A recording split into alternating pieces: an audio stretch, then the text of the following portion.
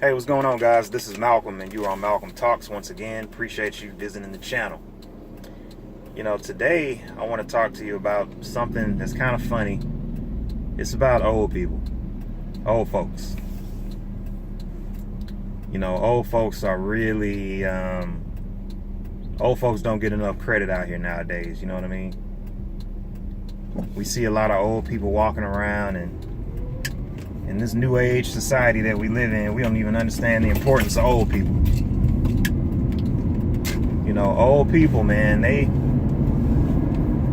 have so much wisdom, so much knowledge, so much just everything. Like, they've lived a long life. They have a lot of experience. Now, don't get me wrong, all old people don't know, aren't wise just because they're old. Many old people can have a lot of information to share. They can also get away with saying just about anything. Old person can say pretty much whatever the hell they want to, and they can get away with it. My granddaddy was one of those old folks. Just one of those really wise, funny, charismatic old people. He died last December. He was 88 years old. And he will be truly missed. He was actually a very influential person in Atlanta, Georgia, which is where I live right now. He was a master barber, and he owned a Barber College in Atlanta, Georgia for over 50 years. So a lot of people know him. A lot of barbers here in Atlanta, they know my granddaddy, and they probably learn how to cut hair from him. And so having a granddaddy like that, you grow up different. You have a different way of looking at things. You have different types of conversations. Me and my granddaddy used to talk all the time because my family felt like I needed to learn how to cut hair when I was 16. So they started sending me to barber school. At first, I didn't even want to go. I was like, man, I don't want to do this, man. I'm not trying to learn how to cut hair. But I pretty much got convinced into doing it, but not like I really had a choice. That was my granddaddy, so I was supposed to really carry the torch and be the next master barber, and end up opening a whole bunch of shops and all this other stuff. And up until that point, my mom was cutting my hair, and I didn't think nothing of it, until I got in 9th grade, and I was in homeroom, and there was some people behind me, and they were kind of giggling. I turned around, I didn't know what they was laughing at. And then I just heard one of them say, "It don't even have a blend." And I was like, "Doesn't have a blend?" I'm like, what the hell are they talking about? Another one laughed and was like, "Yeah, it don't even blend." They was laughing. I was like, hold on, what the hell? I reached back here and felt. I said, what are they laughing at? Everything felt fine. But when I got home and I got a mirror and I was able to look at the back of my head, I realized my mom had been cutting my hair for years, and she wasn't even blending. She wasn't putting no blend in the back, man. So this whole time, I'm thinking I'm walking around with a fade. I ain't even had no fade, man, especially not in the back. Like on the sides, I don't know how she did it, but it looked okay from the front. Like if you just look, from the front, everything looked cool, line up and everything. But it was just that back area. There wasn't no blend, man. And like I know, if you from Atlanta and you in the 9th grade and I was at Mays High, if you walking around here with no blend, oh man, that's a bad look for you, bro. That is a bad look. And you can tell niggas was joning me, and I didn't even know. So that was like the main reason why I was like, okay, I need to take my ass to barber school and learn how to cut hair. So that's what I ended up doing. I said I was gonna take matters into my own hands and figure out what the hell's going on so I can cut my own hair and stop having to be subject to my mom cutting my hair. I didn't appreciate it. And so that's what I did, man. I started going to barber school. So every morning, my parents, my mom, would drop me off at my granddaddy's house.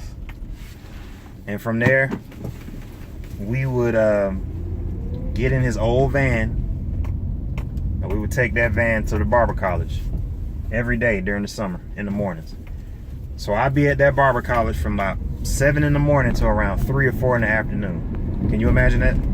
Every summer for like 2 or 3 summers. I was like, man, this is some, I don't really want to be here. I'm sitting there learning about how to do everything. Like, he taught us more than just how to cut hair. I mean, he was teaching us stuff like, you know, the different diseases of the scalp, the different bones of the face, different scientific things, you know, where you had to, you know, there were books. You had to really learn about this stuff. And it was deep. And I learned a lot. But, you know, it was also in the hood, though. The Barber College was in the hood. It was called Brown's Barber College. And my granddaddy purposely wanted it to be in the hood. You know, and the one thing about it being in the hood, it was a whole lot of homeless people around. You know, they used to just be kind of walking around, look around, you know. And my granddaddy used to always have these deep quotes he would say. He's always dropping knowledge on those van rides to the barber shop every morning. One morning I asked him, I was like, you know, Dada, that's what we called him. We called him Dada. I said, Dada, why are so many homeless people standing out here? You know, I told him, I was like, one of them asked me for some money the other day and I didn't have no money for him. And he got mad at me. I said, why you get mad at me, Dada? You know what my granddaddy said? My granddaddy said, son, let me ask you a question. If you hungry and you sitting watching a man eat, are you gonna wish him well? I said, probably not. As a matter of fact, no. If I'm hungry as hell, I'm not wishing you well if you sitting there eating in front of me. So I guess I got his point. You know, you can't expect the homeless man to be all chipper. You know what I'm saying? He ain't finna be super excited about the fact that you ain't got no food for him. But I still asked my granddaddy, I said, but granddaddy, I get what you're saying. I understand that, but he ain't have to have an attitude about it, though. I'm trying to, you know, I'm helping him out. He asking me for money. And then my granddaddy dropped some more knowledge on me. He said, you know, son, it's been said that God himself dare not to appear before a hungry man unless he's in the form of bread. I said, okay. You know, I'm 16 years old now. I'm listening to this and I'm like, he's dropping so much knowledge on me, I can't even comprehend what he's talking about. I had to go home and meditate for a few days before it even made sense to me. But now that I've gotten older, of course, I can kind of understand it more. And, you know, he's basically saying, man, you know, your basic needs have to be met in order to even be a normal human being out here. He said, God himself dare not to appear before a hungry man unless he's in the form of bread. That man needs something to eat. You know, so, and that's all we did. We just talked and talked and talked. And he used to just drop all kind of knowledge on me. You know, but it was in the hood. Like I said, the Barber College was in the hood. And one thing I remember in that Barber College, I was only there for a few months. I was just really learning the craft, you know what I mean? And I'll never forget, a lot of old folks used to come in there too. A lot of old hood folks with old hood stories. It was kids too, you know, because the Barber College was for people that were learning. So everybody knew that. So when they come in there, the prices were like much less than they would be ordinarily if you go to a regular barber shop. You know, we had a sign up that said this is just training, barbers in training and stuff like that. So they already knew we were not perfect. You know, you're going to come in here, your line might be a little bit off, but you know that coming in. He should have put a sign out front that said, are you sure you want to come in here? Are you sure about that? You know, because, man, I tore up some people's head, man. I ain't going to even lie to you. But it was this one dude I'll never forget. He came in there, old cat, had a real old Jerry curl. Real old Jerry curl. It was old, dry. The Jerry curl had to have been months old, man. Like, it just stay in place. Like, if he shook his head, the Jerry curl would just stay stiff, like in place. He came up in there and he knew my granddaddy. He was like, hey, Brown, how's it going, man? My granddaddy was like, hey there, Earl, how's it going with you? He said, oh, man, doing all right. I'm going to just need a washing set. He said he was just gonna need a wash and set. So I'm sitting there thinking, damn, somebody is gonna have to get that man a wash and set. I feel sorry for them, because this man's head looks horrible. Man's head looked like paper mache. Shit was dry as hell. My granddaddy looked right over there at me and said, son, come on over here and get this man a wash and set. I said, you want me to come over there? Damn, are you sure? Because I just cut hair. You know, I don't really do all this. He said, no, son, this is a full-service barbershop. We do facials, we do razor blade, we do barber. I mean, he started naming all the stuff we did. I was like, okay. He said, all right, now what I want you to do is start off and scratch your scalp. That's what I want you to do starting off. I want you to get the comb, part it down the middle and all around the sides, and scratch his scalp first. Then I want you to give him a shampoo and then a deep conditioner. Then I want you to curl him out with the grease. I said, okay. Now I'm mad as hell. Now I'm like, damn it, man, why do I have to do this shit? Mad as shit, boy. But I had to do it. That was my granddaddy. He asked me to do it. Man sat down in the chair. I put my gloves on, parted the man's head, and started scratching his scalp with the damn comb. This man had so much dandruff. It was dandruff the size of cornflakes popping off this man's head. I kid you not. One of the most disgusting experiences I've ever had in my life. Cornflake dandruff just popping all off everywhere. I'm just like, my God, what's going on? So I'm scratching the man's scalp. I got done. It looked like we both were in a damn snowstorm. Looked like we both got caught in a blizzard. That's how much dandruff it was. Just big, thick flakes of dandruff. And he was just sitting there in a bliss, just loving every minute of it. Eyes rolling back and shit. I'm like, man, this is some bullshit right here, man. Excuse my French, but I'm trying to put you in the mind frame of what my mind was, where I was. Man, that junk was messed up. Then I had to sit the man down and did a shampoo and a conditioner. So I'm just like, man, this is crazy. So after that, went ahead and got some help doing the curls and all that. My granddaddy walked past as I was scratching his scalp. I forgot about this part. He walked past. My granddaddy got the nerve to say, that's what you call psoriasis, son, or something. Whatever the name of the disease is of the scalp. He was like, well, that's called psoriasis right there, son. Psoriasis of the scalp right there. I'm like, okay, thank you.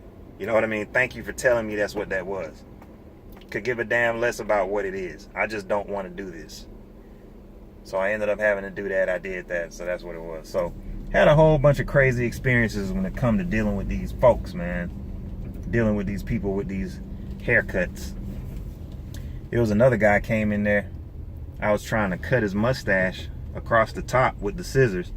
Accidentally cut a piece of the man's lip by accident. Old man, he was like, oh! Screamed loud as hell in the barbershop, man. That junk was messed up. It was blood everywhere. I felt horrible about that. I can still hear that old man's screams. You know, that junk was messed up.